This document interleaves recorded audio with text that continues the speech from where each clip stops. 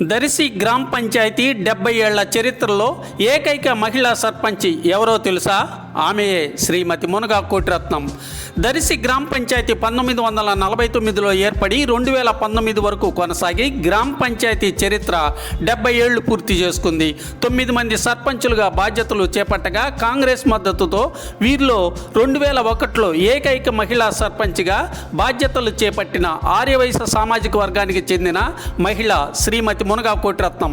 ఈమె భర్త మునగా నాగసుబ్బయ్య మెడికల్స్ అధినేత డాక్టర్ మునగా నరసింహరావు. శ్రీమతి మునగా కోటిరత్నం తొలి మహిళా సర్పంచ్గా బాధ్యతలను నిర్వహించి గ్రామ పంచాయతీ అభివృద్ధికి పాటుపడి పార్టీలకు అతీతంగా అందరి అభిమానాన్ని పొందడం విశేషం. 2009 సెప్టెంబర్ 12వ తేదీన శ్రీమతి మునగా కోటిరత్నం స్వర్గస్థులు కావటం జరిగింది. 70 ఏళ్ల దరిసి గ్రామ పంచాయతీ చరిత్రలో ఏకైక మహిళా సర్పంచ్గా శ్రీమతి మునగా కోటిరత్నం పేరు నిలిచిపోయింది.